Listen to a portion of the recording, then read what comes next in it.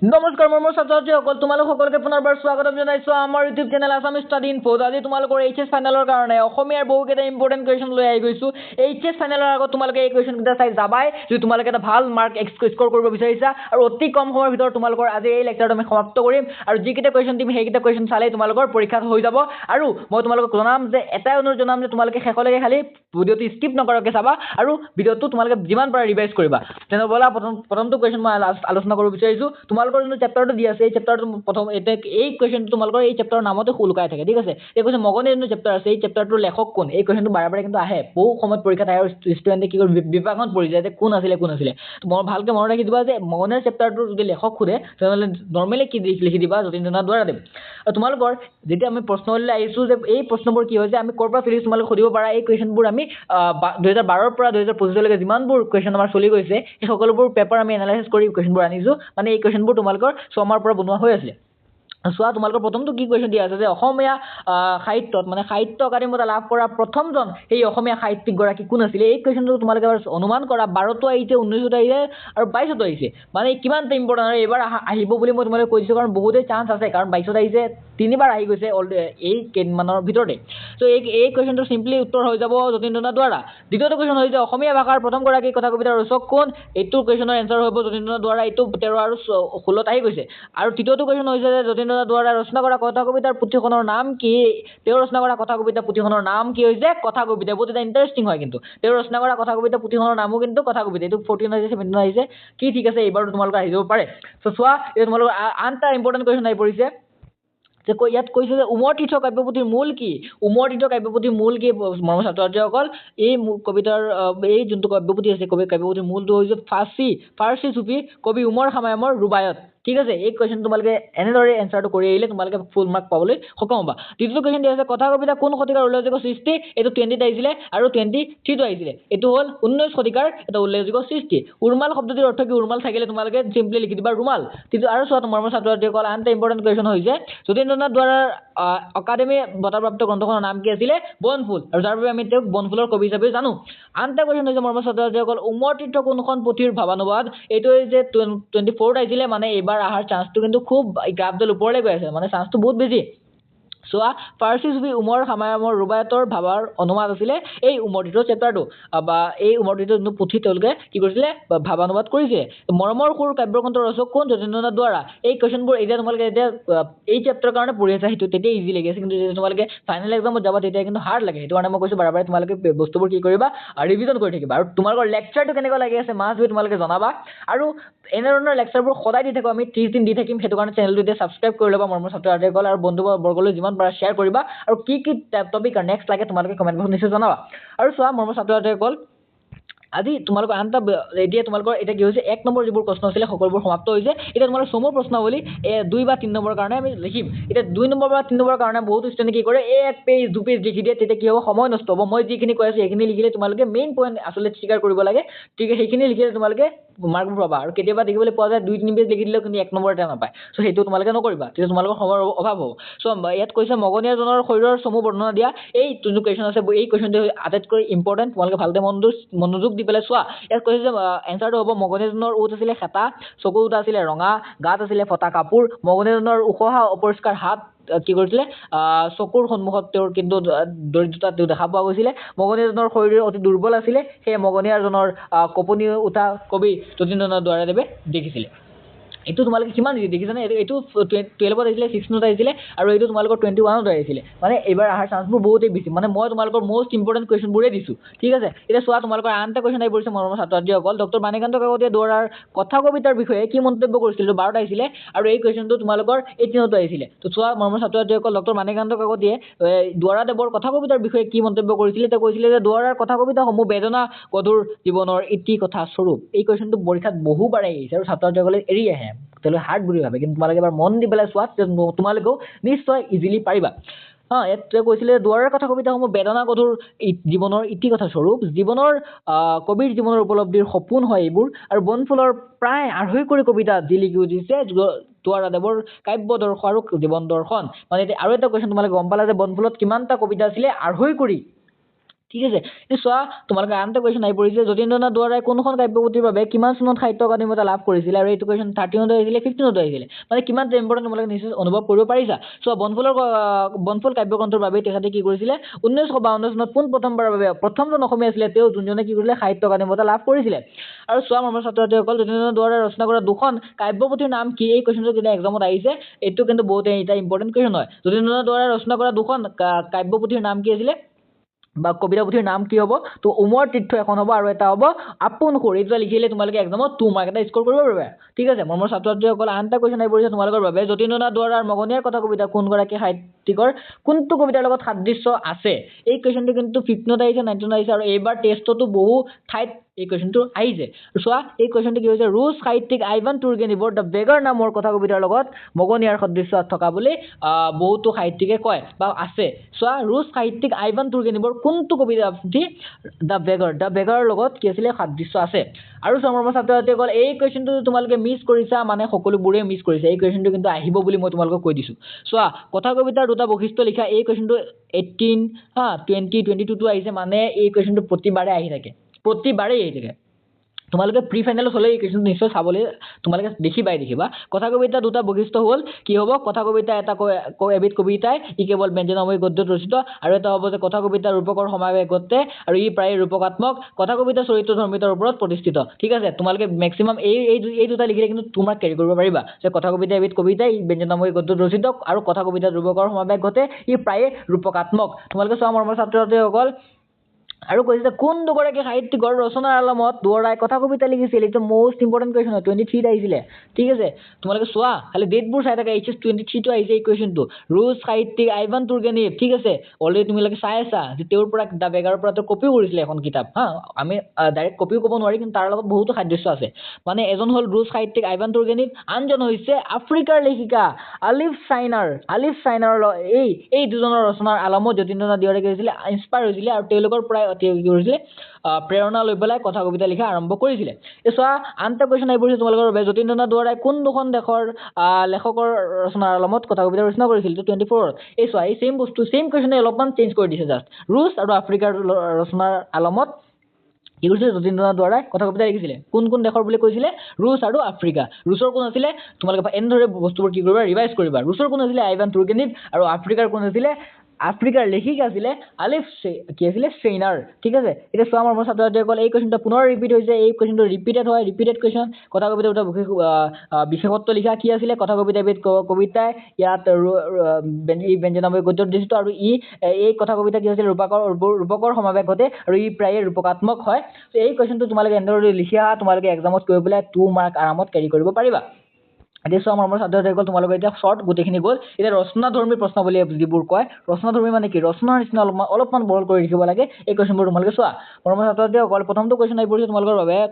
ককাই মোৰ ওপৰত খং নকৰিবা কি কৈছে ককাই মোৰ ওপৰত খং নকৰিবা মোৰ হাতত একোৱেই নাই এই কথাটো মানে কোনে কি প্ৰসংগত কথাখিনি কৈছিল জুকিয়াই লিখা বুলি তেওঁ কৈছে আৰু এই কুৱেশ্যনটো 13ত আহিছিলে 22টো আহিছিলে তোমালোকে চোৱা মৰমৰ ছাত্ৰ ছাত্ৰীসকল এই উত্তৰ তোমালোকে এনেদৰে লিখিবা যে কবি যতীন্দ্ৰনাথ দুৱৰাই নিজৰ চোলাৰ মোনাত হাত সোমাই একোকে নোপোৱাত মগনিয়াৰজনৰ উদ্দেশ্যি প্ৰস্তুত কথাখিনি কৈছিলে এদিন কবি দুৱৰাই বাটেদি গৈ আছিলে হঠাৎ তেওঁৰ সন্মুখত বেমাৰী বুঢ়া হাৰ চাল ওলোৱা মগনিয়াৰ আহি থিয় দিলেহি মগনিয়াৰজনৰ ওঠ খেতা আছিলে চকুটা ৰঙা আছিলে গাত ফটা কাপোৰ আছিলে চকুত দৰিদ্ৰতাৰ জ্বলন্ত শোক লগা দৃশ্য প্ৰকাশ পাই আছিলে আৰু মগনিয়াৰজনে উখহা পৰিষ্কাৰ হাত মেলি সহায় বিচাৰিলে যদিও কবি দুৱৰাই চোলাৰ মোনাত হাত সোমাই দেখিলে যে একোকে তেওঁ নাপালে আনকি তেওঁৰ ঘড়ী ৰুমাল বা টকা একোৱেই সেই সময়ত তেওঁৰ লগত নাছিলে মগনিয়াৰজনৰ কপা হাত দুখন সাৱটি ধৰি কবিয়ে প্ৰশ্নোত্তৰিত কথাখিনি কৰিছিলে ঠিক আছে এইটো লিখিলে তোমালোকে ইজিলি 5 মাৰ্ক এটা কেৰি কৰিব পাৰিবা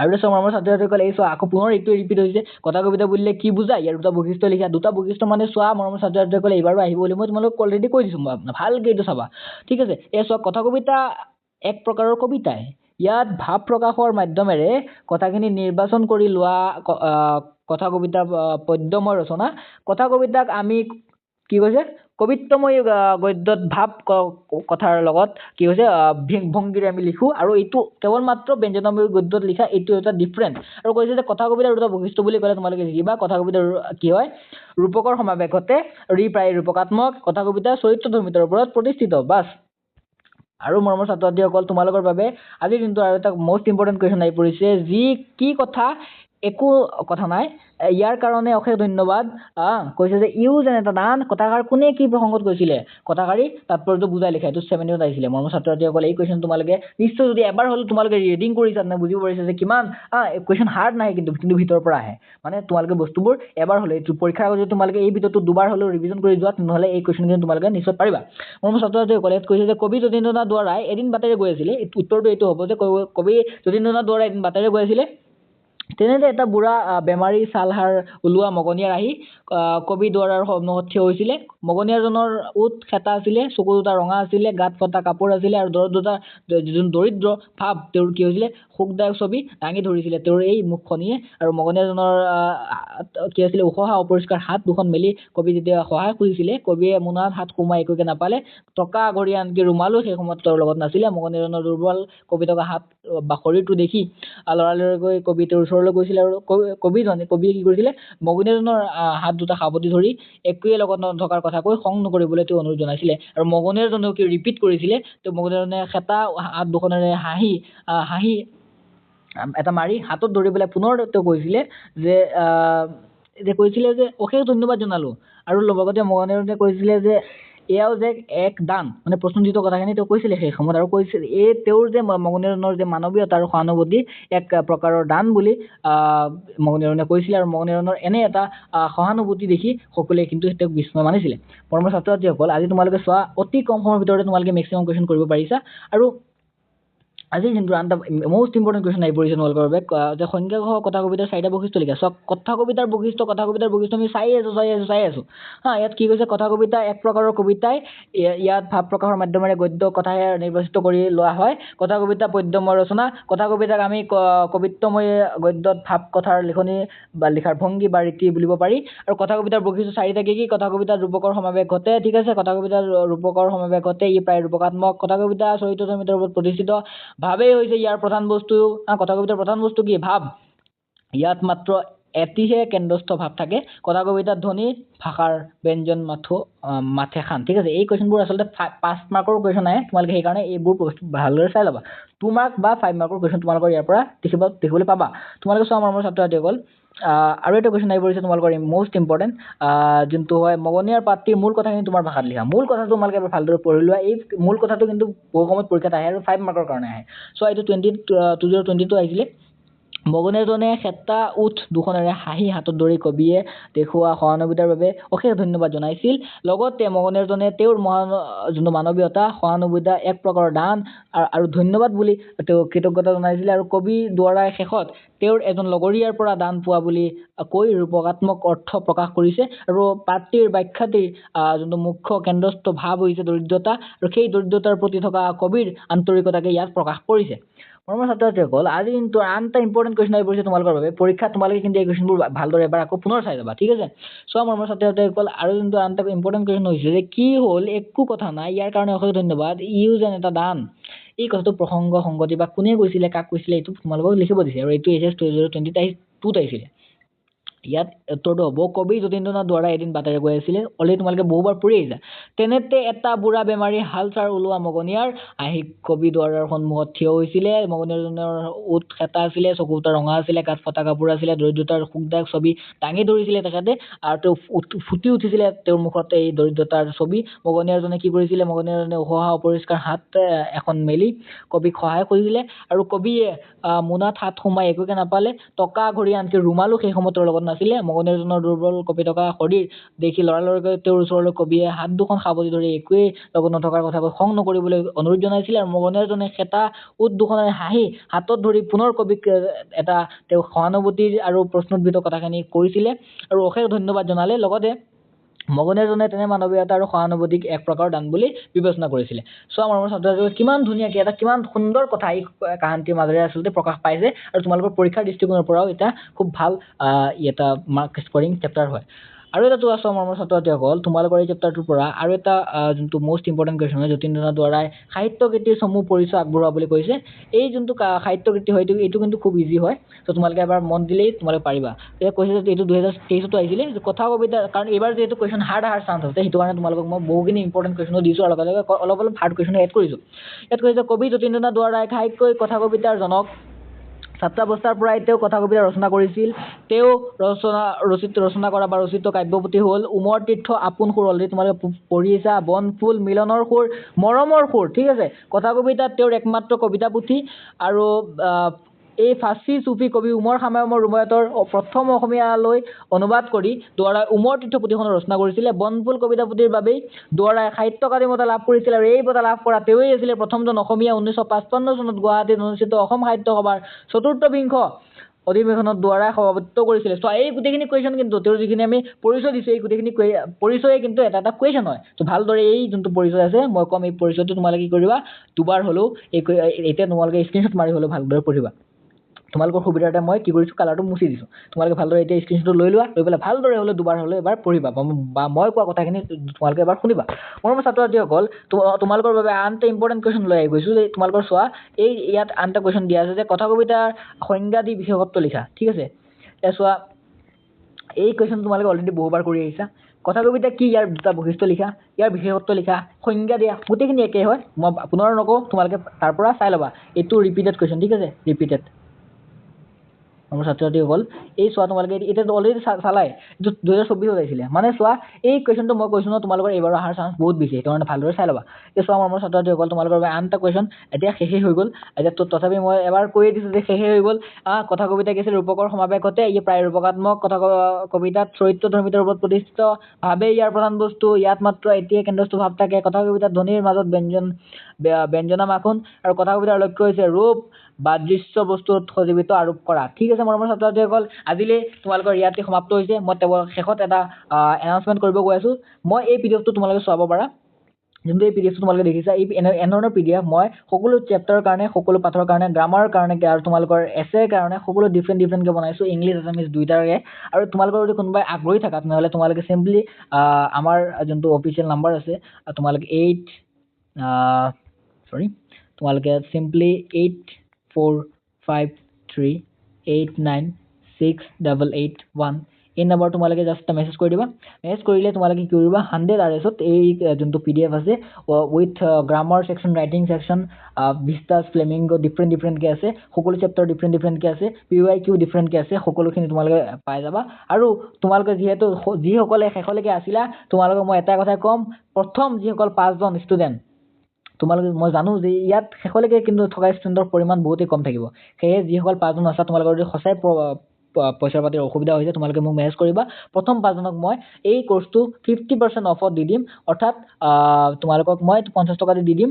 এই যোনটো হেৰি আছে, PDFটো আছে। আৰু তোমালোকৰ এই যোনটো PDFটো লোৱাৰ পিছত তোমালোকে মোক ডাইৰেক্টলি আৰু বহুতো কথা মোৰ নাম্বাৰটো সুধিব পাৰিবা। আৰু তোমালোকে আজিৰ এই ভিডিঅ'টোত কি বস্তু তোমালোকে বুজি পালা, বা একো যদি বুজি পোৱা নাই, তেনেহ'লে মোক জনাবা, বোলে ছাৰ বুজি পোৱা নাই বা বুজি পাইছোঁ, কেনেকুৱা বোলে ধাচু হৈছে, জনাবা। আৰু নেক্সট কোনটো চেপ্টাৰ লাগে মাষ্ট বি জনাবা, তেতিয়া তোমালোকক মই দিব পাৰিম। তোমালোকৰ গ্ৰামাৰ লাগে, তোমালোকৰ ৰিপৰ্ট ৰাইটিং লাগে, তোমালোকৰ এছে লাগে, কোনটো চেপ্টাৰ লাগে, সকলোবোৰ তোমালোকে সুধিব পাৰা। ইংলিছ আছামিজ বোথৰ দুইটাৰে যিকোনো বস্তু তোমালোকৰ লাগিলে মোক জনাবা, মই তোমালোকক দিবলৈ চেষ্টা কৰিম। আৰু এনেধৰণৰ ভিডিঅ'বোৰ তোমালোকৰ এতিয়াৰ পৰা আহি থাকিব, সেইটো কাৰণে ভিডিঅ'টো সদায় চাই থাকিবা, আৰু এতিয়াই তোমালোকে ছাবস্ক্ৰাইব কৰি লোৱা। পুনৰ দেখা দিছোঁ আৰু এটা এনাৰ্জেটিক ভিডিঅ'ৰ সৈতে। তেতিয়ালৈকে সুস্থ থাকা, সবল থাকা। জয় হিন্দ, জয় ভাৰত, ধন্যবাদ।